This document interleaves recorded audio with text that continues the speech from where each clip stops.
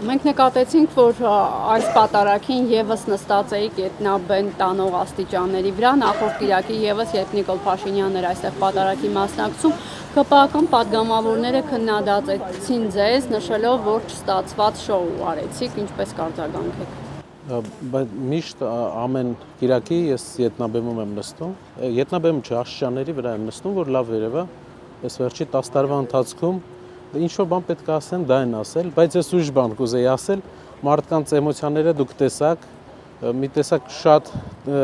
ոգևորիչ է, որ էլի համերաշխություն իջավ ժողովրդի վրա, համերաշխ մարդիկ եկան, պատարագին մասնակցեցին, իրար հետ, առանց որևէ հակադրությունների, առանց պառակտման ու վեհապարի անունը տրվեց, ոնց որ միշտ մարդիկ իրենց համար ստացան ոգևոր սնունդ։ Պառակտումը մարդիկ կան Հայաստանում, որ ամենտեղ գնալով պառակտում են մտցնում։ Անկախ հայացքներից այստեղ մարդիկ կարող է լինեն տարբեր հայացքներ ունենան։ Եկան, իրենց համար հոգևոր սնունդը ստացան եւ գնում են իրենց գործերով։ Ինչու է պետք ամենտեղ հակադրություններ ստեղծել, ես չեմ հասկանում։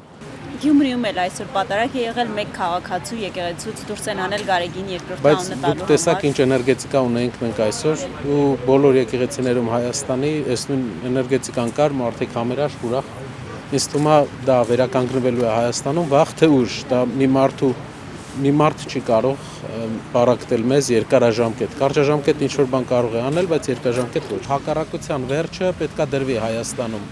Բոլոր տեղերը եկեղեցի է գալիս հակառակություն, լարվածություն, բանակի հետ կապված հակառակություն, լարվածություն, դատական համակարգում բոլոր տեղերը։ Երբ ասում եք, որ միշտ պատրաստ ենք մեր ձևով եկեղեցու կողքին լինել, այս լարվածության ֆոնին ինչպես եք պատրաստում ձեր ձևով լինել եկեղեցու կողքին այս փուլում մասնավորապես եւ ինչ է ենթադրում մեր ձևով։ Արդյոք դա ենթադրում է ի պաշտպանություն եկեղեցու ակցիաներ անել կամ այլ գործողություններ։ Դա ընթացքում կիմանանք։